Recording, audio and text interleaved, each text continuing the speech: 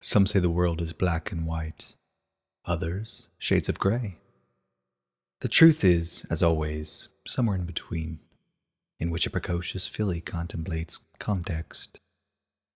Gray, written by Foehn, narrated by Plundersteed. She'd come to a conclusion. She preferred the old place, the tall white buildings. It had been brighter there, glittering, glinting, glowing. Back there, ponies talked to her more, treated her like the big filly she was. Back at, was it East Canterlot or Canterlot East? She'd always gotten it wrong, but Mrs. Polanski had never frowned when she did, and the other foals had never laughed at her. Well, except Ruby. But all in all, Ruby was an exception to the general rule of Canterlot, which was good because Ruby was most definitely not nice. Mrs. Polanski had mentioned family problems. She didn't see how that made sense. Ruby's family was at home, not at school. School problems, then? There were a lot of grown-ups like Ruby here in Manhattan, amongst the too tall, too dark buildings by which her gray clouds against a clear sky colored coat felt darker, blacker, less white. That was the thing, she reflected. The world wasn't shades of gray. Gray didn't really exist. Gray was merely a compromise between black and white, devoid of identity save for that which others gave it. The grown-ups here didn't understand. The other foals had been okay, and for a time she'd been able to forget. For a time, she'd been a part of them. That was, of course, before the silence had started. How to explain? It had started in music. No matter how well she performed, no matter how much time she spent committing the black and white pages to memory, every single time she played, there was nothing but silence. As a rule, the classroom was never quiet. The teacher, whose name she had yet to commit to memory, had about as much control over the class as he did over the weather. The rain never stopped here. Silence had no place in the class, and the absence, void, place devoid of sound that formed every time she played wasn't a respectful cessation of movement or chatter, but rather a divide that separated the class into her and them. Oh, she'd tried to explain to Mother, but she didn't understand. Grown-ups never did.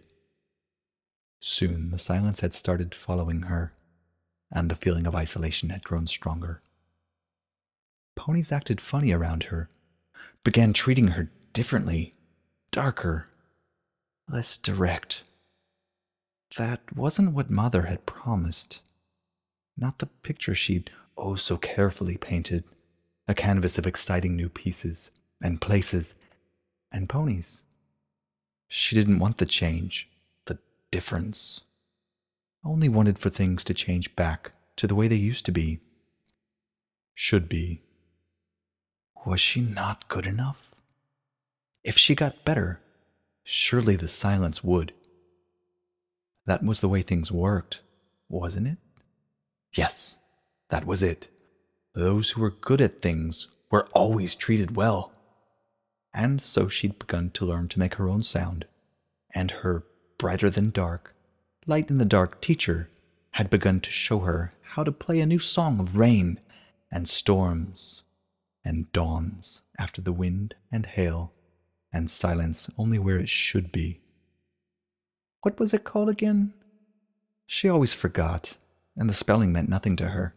Words on paper, black on white, with nothing in between to give them form and shape, were meaningless. Here, make the river flow over the rocks. Try again. There we go. Here, imagine a mouse creeping, gently, quietly. Again. Yes, good, good. And now get louder. Here, a nice little cadenza. What is it? Well, think of it as a flourish. A magician waving his wand. She treated the twilight hours spent there learning how to play, present, posture, choosing her own color and context amongst the black and white manuscripts. At the end of each year, the school had all of the children play for the parents in the largest, darkest, dullest building in the school, where she and all the other kids sat, hind legs folded back straight, for assembly every Tuesday. Ordinarily, she wouldn't have seen the point. She was pretty sure that none of the parents really cared about how any of the other foals were playing, and they'd heard their own children playing at home. Grown-ups made no sense. Nonetheless, there she was, sitting in line on the side of the hall in the shadows, with all the other kids, listening to the rain fall, which was, if she was honest, nicer than the songs the others were playing.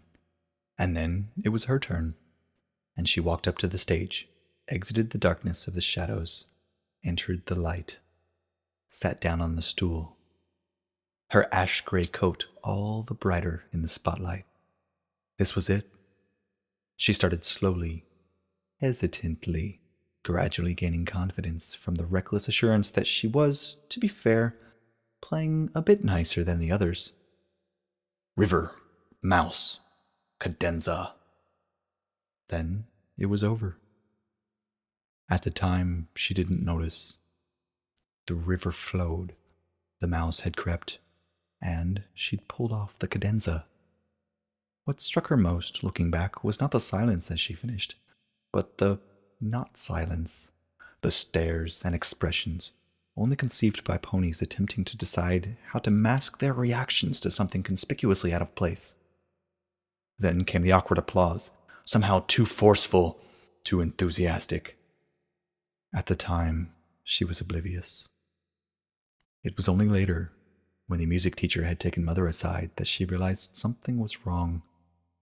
Standing in the hallway outside the charcoal black door, she heard fragments of conversation. Amazing! Prodigy! Hard work! Move class! New to school! Must insist! Friday?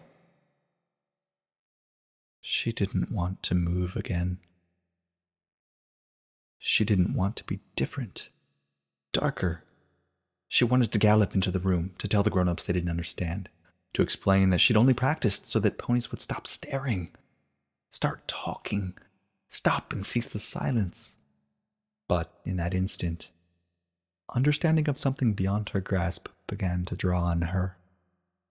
And she stood there, blank, black, blunted from being, paralyzed by the creeping realization that despite all her effort, she'd not only failed to succeed, but in some foreign way made it even worse.